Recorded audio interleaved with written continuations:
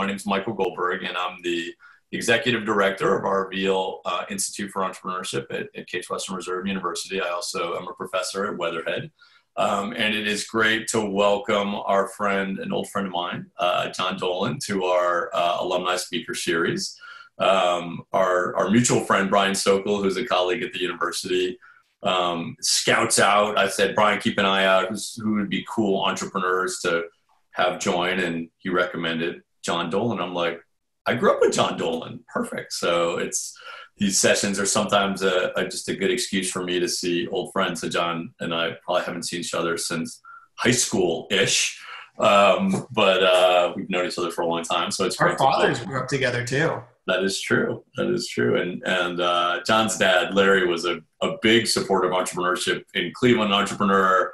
And actually, both of our dads were early supporters of the original Jumpstart, which is a nonprofit in Cleveland that we do a lot of work with. So yeah, small world. All of our sessions are, for those who are joining for the first time, are moderated by students. So we have Neha, who's an awesome student in Chicago, undergrad at Weatherhead, who's just completing her a remote entrepreneurship project program with another alum, Nikki DiFilippo and Veale. So Neha, thank you for agreeing to moderate this discussion. We really appreciate it.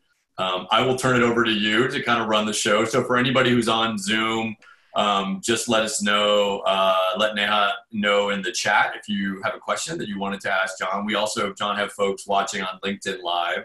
So for those that are watching on LinkedIn Live and you have a question, just put it in the comments and Doug and I and Elizabeth will make sure that Neha sees it. So we'll look forward to the conversation. So with that, Neha, let me turn it over to you. Okay. Good afternoon, everyone. Thank you all for being here, and especially thank you for John for joining us here today. I know we're all looking forward to hearing about your rise to CEO and your thoughts on the pandemic's effect on the food and beverage sector as we know it. As Michael mentioned before, I am a management and economics student at Case.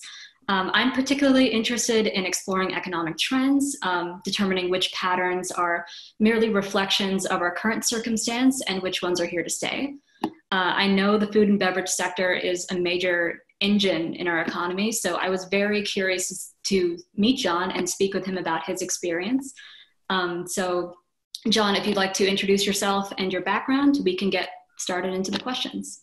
Sure. Well, thank you for having me. I'm excited to be here, and would have been nice to make a trip back to Cleveland, but obviously that's not possible in this environment. I'll give you a quick background as to how I got from Case to investment banking to the entertainment industry and now working in coffee. I was always curious how people got from point A to point F in their careers. So I'll just give a quick overview, and if anybody has more specific questions, I'm happy to answer them. But I got to Case, the JD MBA, really because of what I was doing during my college summers. I spent my summers working for the William Morris Talent Agency.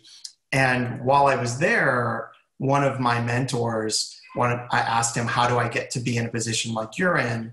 He said, get an MBA. And the theory was that a lot of people in the entertainment industry at the time had law degrees, people who were running the businesses. So getting an MBA would provide this value-added skill set and perspective.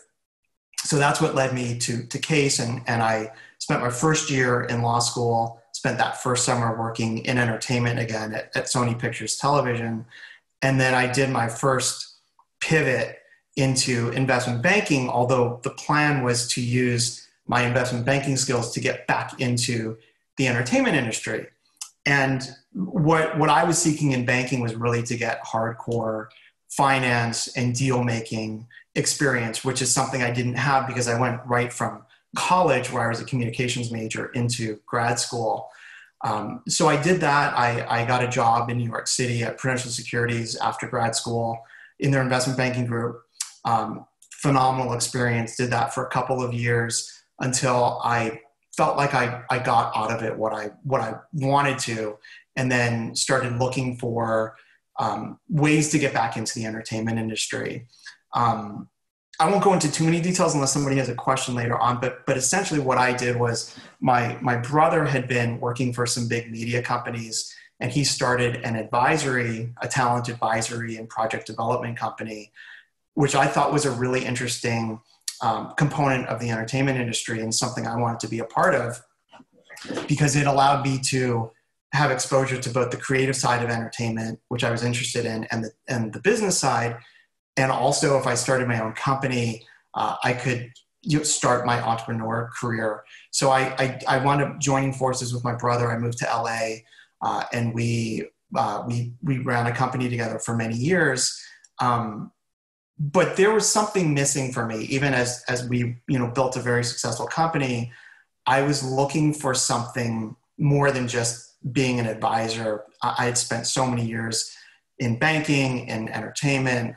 Being essentially an advisor, I joined some boards.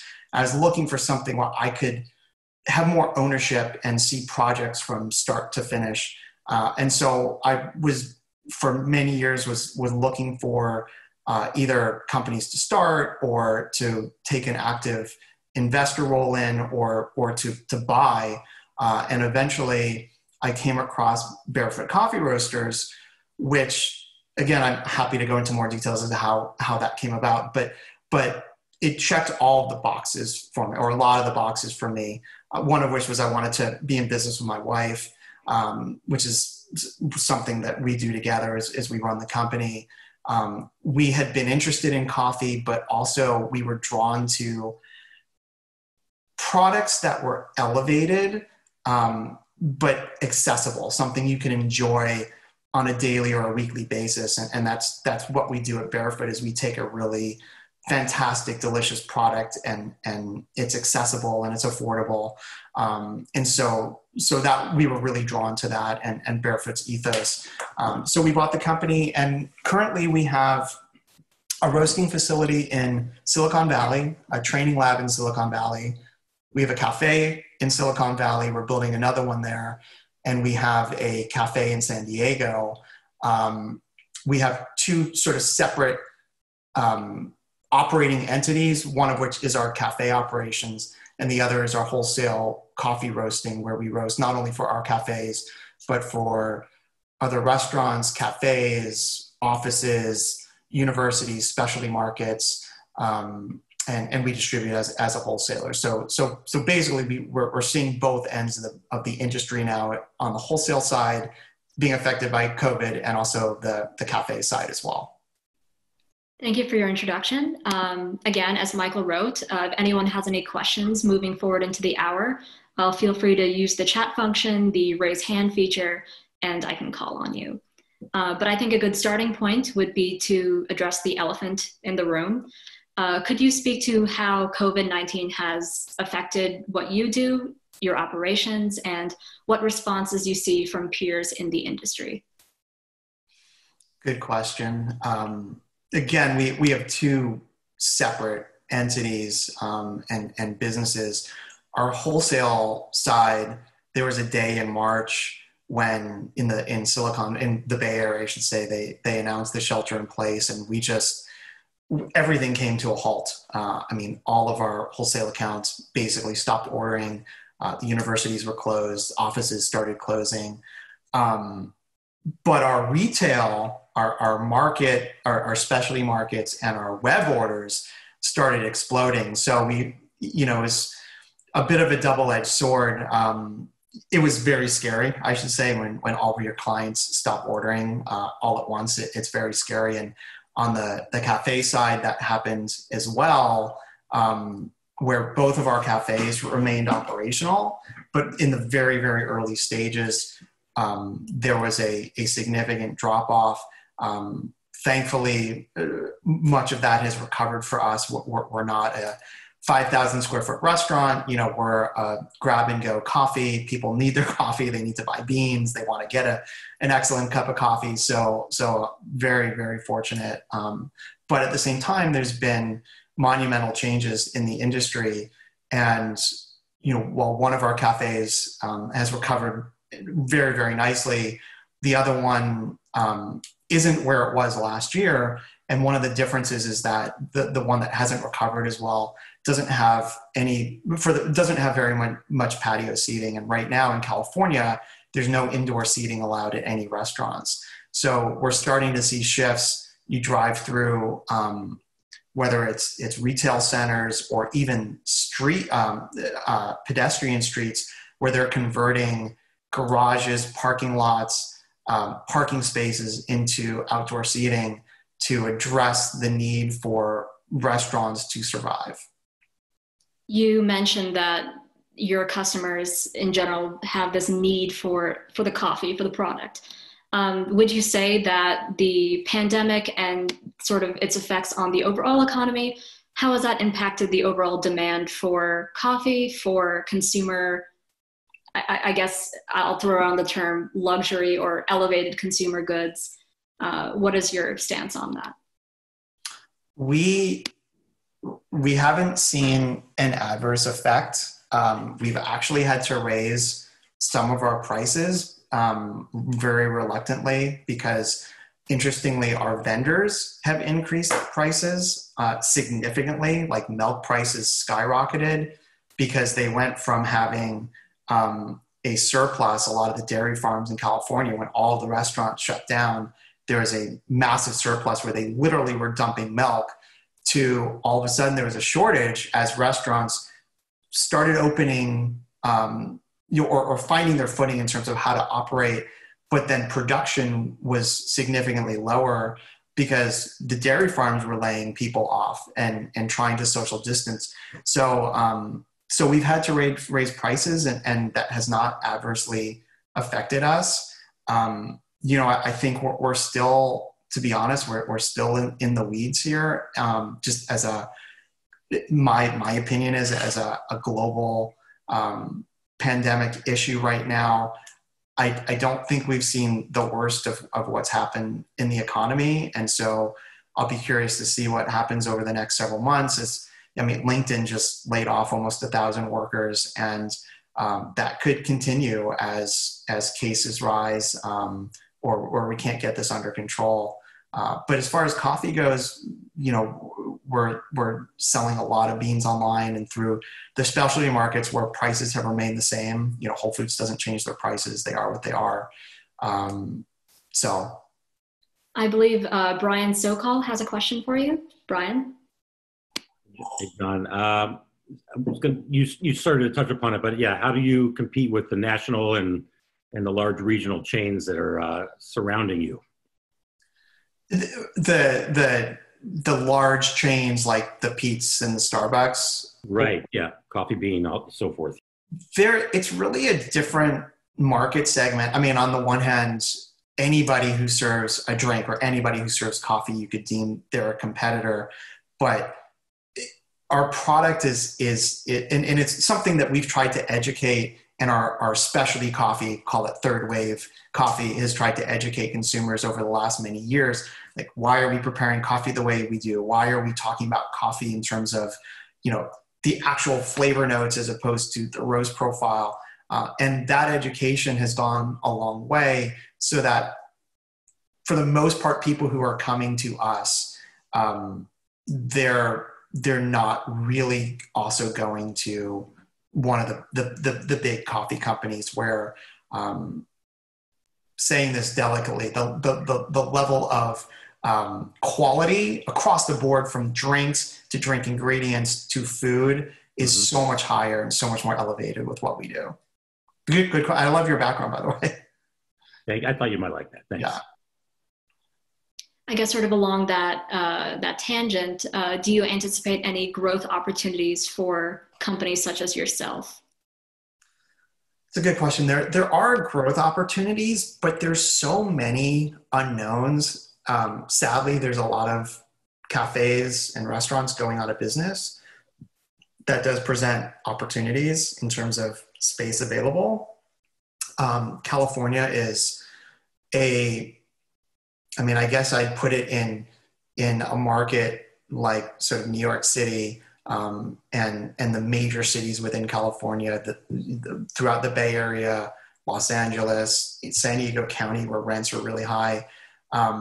We have to factor that in as well. Like, for us, when we look at an opportunity, it's not just, is that is that a good location? It's what's the rent? Why did the previous tenant go out of business? So I'm evaluating some opportunities now, but landlords really have not budged very much, and they're not, traditionally they don't like to. And I think until the market shows them that somebody's not going to come into that space, or if somebody does, they're going to go out really quickly at the ask rents. We're being very careful about anything we commit to going forward. I believe Michael has a question. Sure.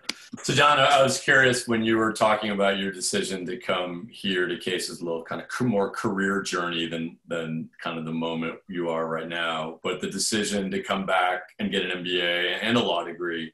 I'm sort of curious, like when folks go to you for advice about the value of a business degree, and you kind of reflect on your career and investment banking and what you're doing now. I mean, do you feel that the MBA gave you tools that you use now? How much of it was the piece of paper on your wall? I'm sort of curious as you look back on that decision to come get two graduate degrees. What pieces do you think were important in going back to school? It's a great question. You know, when I was actually interviewing for investment banking jobs and people asked me why I did the JD MBA, I would say I went to law school because it's difficult to learn law without going to law school and get some of those analytical skills. But clearly the MBA and the skills I developed there and what put me in a position to get a job on Wall Street, I used probably 80 to 90% more of what the MBA and investment banking gave me than law. I mean, because when I read a lease, for instance, if a landlord presents me with a lease, I took real estate law, but we weren't reading real estate leases, and we weren't going through like terms and what's negotiable and what's not. Those are things you learn when you actually work at a law firm, and you start practicing and learning the nuances of that. Same with the entertainment industry. When I would read a TV contract or a movie contract, it wasn't anything I learned in law school so much. It was more the thinking. And so the MBA was really important. I was a communications major in college, and I didn't have any finance or accounting background, which is critical to so much of what I do now. So yeah, it's definitely much more than a piece of paper. Regarding your educational background, is there a lesson that you've learned in your career that you would have preferred to have learned early on in your education, or is there something you would have wanted to tell a previous version of yourself just starting out? It's a good question. I mean, the first thing that comes to mind is both business school and law school, they teach you about negotiating and how it's a successful negotiation when both sides don't get exactly what they want. And yet the reality is, I don't know that I've experienced that or experienced it very much. I mean, it is whoever has the leverage exploits it to the extent that they can. I've seen it time and time again. Sometimes it's worked to my favor, but for the most part, we're negotiating with big landlords or to take over companies. I'm an investor in various companies and private equity funds. And it literally comes down to if the buyer has more leverage than the seller or vice versa, they're going to exploit that and really kind of understanding that. So I guess early on it would have been nice because negotiations you can take things personally, which you really shouldn't. But I think it's important to sort of look at everything and make sure that for entrepreneurs, if they're looking to buy companies or get involved, that you just sort of analyze as many aspects as you can and you make the right decision. And if one of those deal terms doesn't sit well with you, just trust your guts and walk away. Excellent advice. Do you notice a common mistake that early entrepreneurs are making when they're stepping out and sort of releasing a new line of products or even entering your industry? Do you see a pattern or something that you would advise against? I mean, there are going to be mistakes, always mistakes. And every day I'm presented with how do we allocate our resources, financially, time, all of that.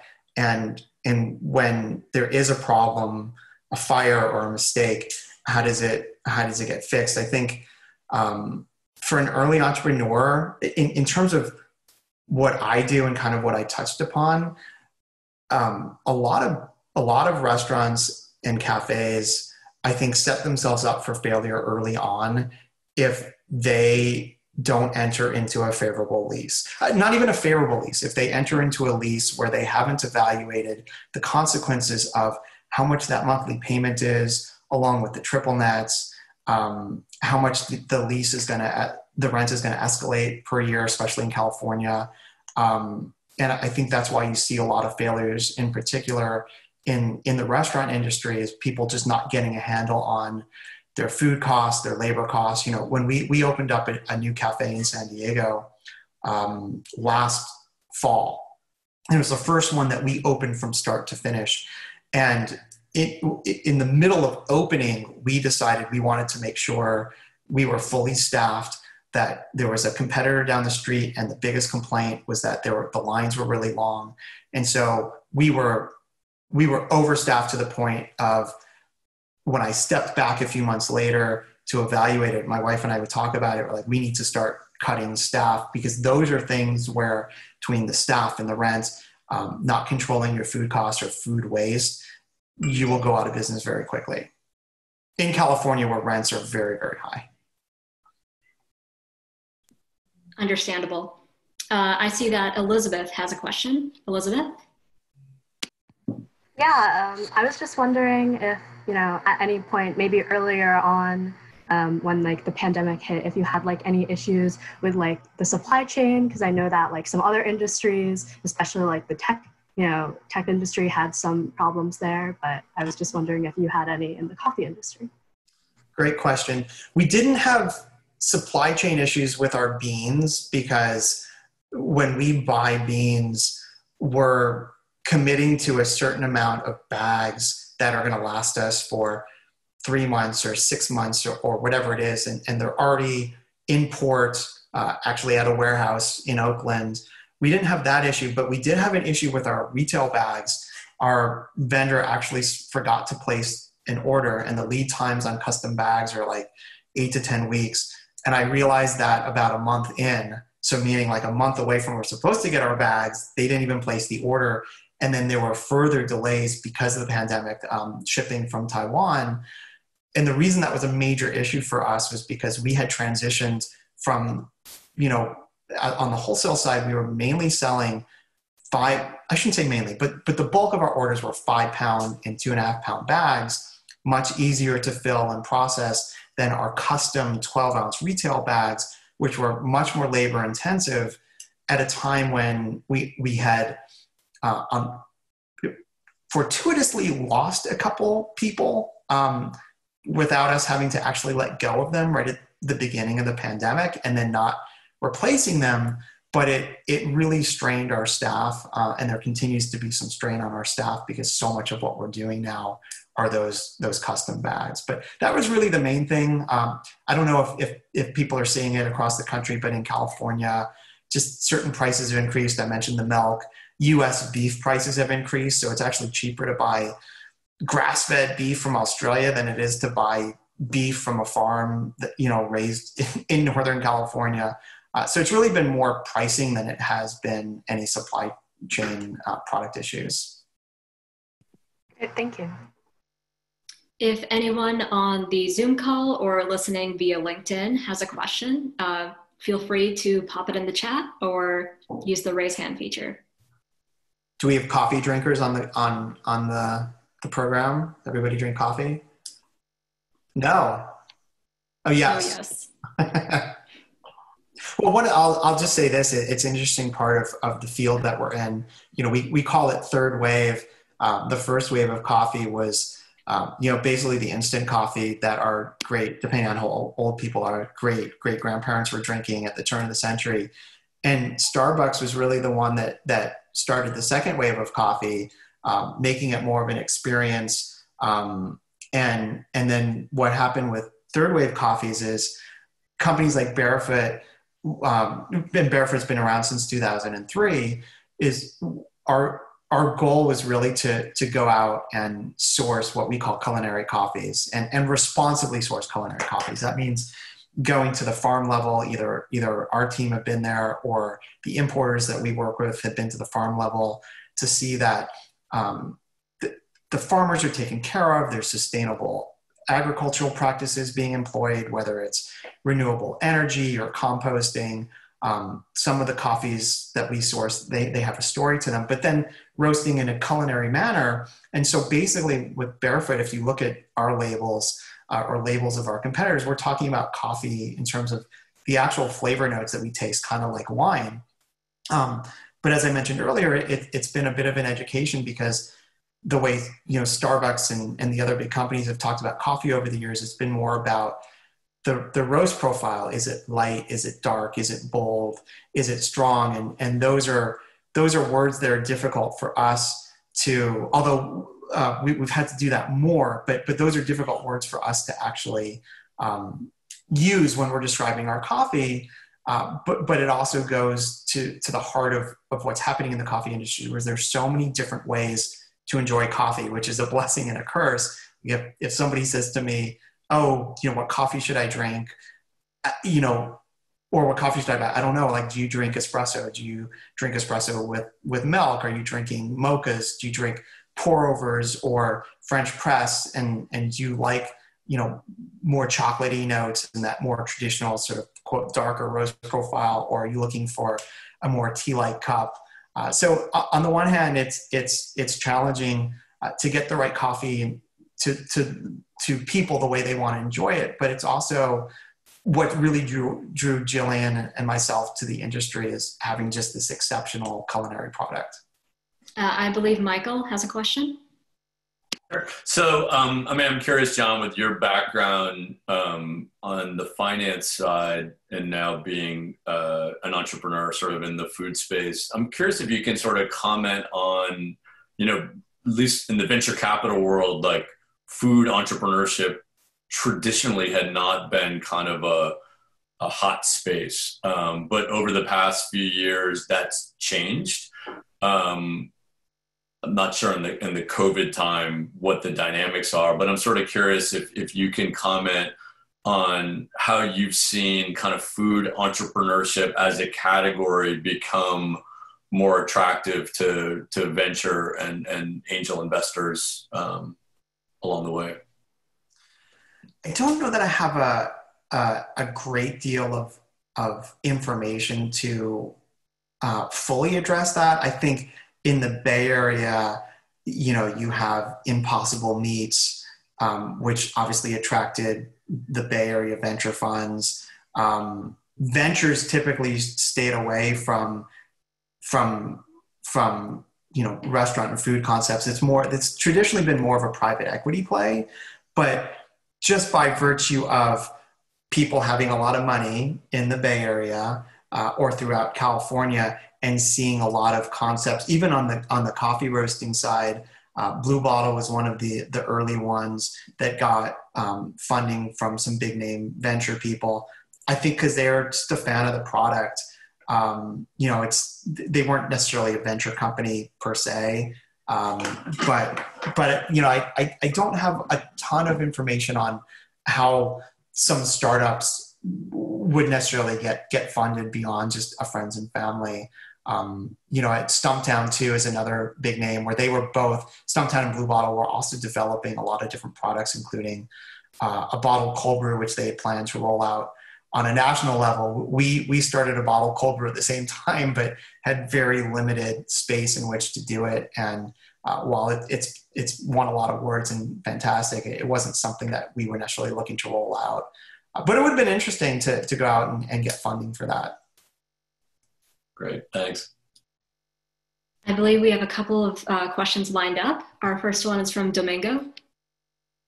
I'm curious, do you find that it's necessary to have a roastery as well as cafes because it's strategically necessary, or can you survive in either space and really concentrate on that?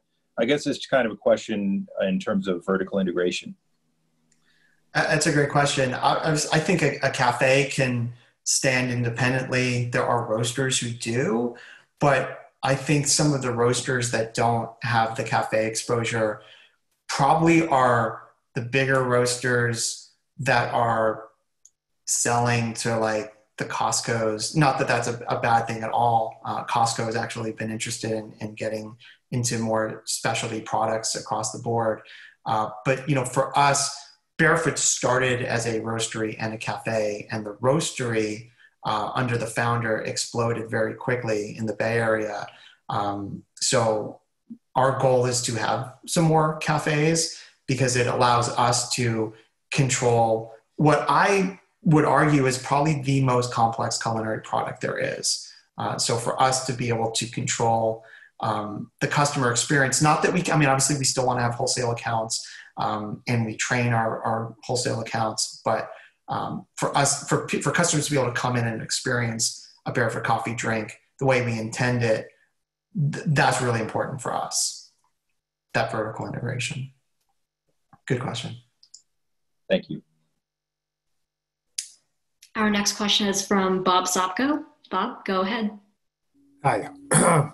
So I've got I'm a somewhat of a coffee drinker. My son-in-law is a coffee snob, and he knows all about coffee. And he was explaining to me that light colored coffee has more caffeine than dark coffee, and that was a little bit surprising to me. Can you kind of give us some of the chemistry or information behind that and what your thoughts are on it? Thank you.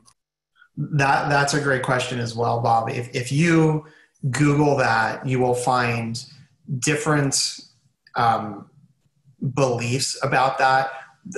I would say part of what that stems from is that a quote light roasted coffee. We talk about coffee in terms of development time. When coffee reaches a certain temperature, it's called the first crack, and from first crack on is when you start seeing the chemistry changes in the coffee and then bringing about the flavors. And the more developed a coffee is, and when it gets to a point of like a second crack, that's a very dark roasted coffee. So you're going to find the beans are darker. A lot of times you'll see oily coffee, which is not what you want in beans, quality beans. And so the theory for that was that a dark roasted coffee is going to roast out some more of the caffeine. But where you find people differing in opinion about that is just the density of the bean changes, because beans, there's a lot of water in them that starts evaporating in the roasting process. And so when you grind coffee beans, so when we brew coffee at our cafe at home, what we recommend is it's just like baking. You need to dose out the right amount of coffee beans on the right grind setting for however you're preparing it. Use the right amount of water, the right temperature, and the right time. And so when you take, say, 20 grams of coffee that's been roasted at different development times, there's going to be a different density there. So to answer your question, it could be a little bit more caffeine in a lighter roasted bean, but it also depends on how you're grinding it and how much weight you're actually adding to your brew process, because that can affect the caffeine too. Some tests have been done that say it's fairly negligible. I will say that if you drink cold brew coffee, you're going to find that to be often very highly concentrated. Cold brew, for those of you who don't know, it's a process where coffee never touches hot water. It's a cold or room temperature extracted coffee that steeps like tea over the course of 20 to 24 hours, and it develops into a really rich concentrate that then gets diluted. So a lot of times you'll find a rich, strong caffeine content in those, but it's not really related to the roast profile, the light or the dark. So it depends. It depends. It depends on what you're reading. You know, I feel like when I drink, the way I drink coffee and I weigh coffee out, I feel like lighter roast is a little bit more potent to me from a caffeine standpoint. So I would subscribe to that. But, you know, again, that's with me dosing out the right amount of grinds. Okay, thanks.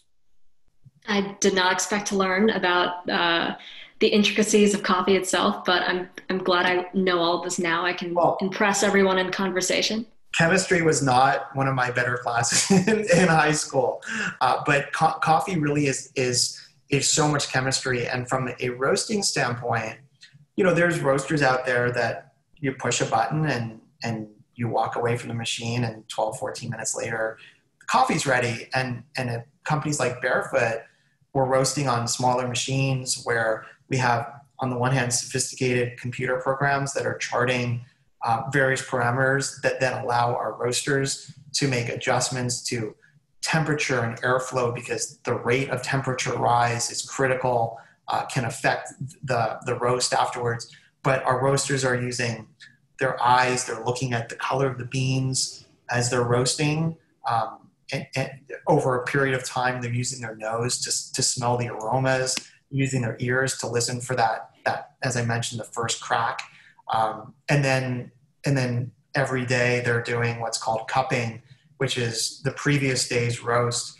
They're doing quality control, essentially, to taste the coffee to make sure that it's coming out with the flavor profile we're trying to achieve, and to make changes as necessary, which are necessary because coffee, again, chemistry, it's affected by the atmospheric pressure, it's affected by the temperature and the humidity in the warehouse, the fluctuations in the Bay Area, where in the winter it could be 38 degrees overnight, you know, and 68, 70 degrees during the day. So they're constantly changing, making slight changes to the roast profile. And that's just at the roasting level. The brewing is a whole different set of parameters that need to be used and protocols. And it's why a lot of times, you know, you're going to get your best shot of espresso at a cafe where, you know, they've been trained to dial in espresso and get it tasting the way that the roasters had intended it to taste. So yeah, there's a lot of chemistry involved in coffee, roasting and preparation. It looks like Elizabeth has another question. Elizabeth? Yeah, basically a good follow-up to this is, like, you know, you obviously are very knowledgeable on coffee now, but were you as knowledgeable before you started running Barefoot, or did you have like a really big learning curve when you first went into that? Great question. Very, very big learning curve. And my wife and I were very interested in coffee. We had been exploring specialty coffee. Just a quick story for those entrepreneurs or some people who might be looking for companies to buy. The groundwork was laid for me, where there was a coffee roaster in LA who only sold beans out of a store. You couldn't get a cup of coffee there, which I thought was, on the one hand, very cool, and on the other hand, I felt like there was a lot of upside being lost there. And I heard that the owner might be interested in selling the company. He had locations in another city. And so I called him to say, hey, I want to buy your company. And he said, no, I'm not for sale, but I didn't believe him. And so one of the things that's really important across the board is just being persistent. I did not believe him, but I sent him letters. I sent him emails trying to explain who I was and what I was looking to do. And we did then start a dialogue. We met in person many times. And I was very interested in buying his company. And through that process, learned a lot about coffee. And then found and then sort of the next steps in me looking, I wasn't just looking for coffee companies, but when I did come across Barefoot, I had learned more. I had a base of knowledge, but then, I mean, honestly, it wasn't even until we took over that we really started learning so much about the coffee industry. And so on, you know, you go in and you think you kind of not know it all, but you think you know enough to get by. But, you know, we had a really strong team in place. And while we've had turnover since then, you know, we just have a really good foundation of great people on our cafe side and our roasting side. And one of the tenets of what we do is education. We do a lot of classes up in the Bay Area, and I love actually attending classes because, or just hearing our baristas train a fellow barista, because there's just nuances that I'll pick up. You know, always learning it's just a great thing. It just makes you a better operator and more knowledge about coffee in general. So. It looks like we have time for one more question. This next one is from Hiju, so go for it. Hello, so I basically have two questions. Do you see a continual demand for sustainability, such as packaging, shipping, and other issues, and organic options from customers? And I also love how you're incorporating classes to spread the culture, just the coffee culture, and then enjoy coffee in diverse ways. So who are the class participants, and how diverse is the group, and how do you get the insights from them? Okay, very good questions. The sustainability is something that's, it's very important to us. I say us, my wife and myself, but also the people who work for Barefoot are very socially conscious and environmentally conscious. I will say we can't do everything that we'd want to do. Not everything that we have is organic in terms of our offerings at our cafes. Not every single coffee that we have is organic or uses renewable energy, although we seek those out, and we try to balance, here's a coffee that we want, or we typically address like a profile, like we want a complex, single origin, fruity, citrusy, and then we try to find the best coffee available, and typically we try to find something that, if it's not organic, the farm is de facto organic. A lot of farms can't afford the certification, or it comes from farms where they are doing sustainable practices. But we have to balance, are the beans good, and what's the price point? Because sometimes the price point is beyond what we could then turn around and sell coffee for. So we have to take those things into consideration across the board. And that applies at our cafe level too, where the bulk of the important items that we're sourcing, like in San Diego, for instance, where organic is much more important to the customer, having organic milk, organic and cage-free eggs, like organic ice cream, like as much as we can find organic, we do. And there is a demand for it, certainly in San Diego and parts of the Bay Area. We don't see it as much at our current Bay Area cafe, but it's something that we're always, trying to address. Like, can we afford that based on what we can ultimately charge to the customer, so that they're not, shell shocked by the price.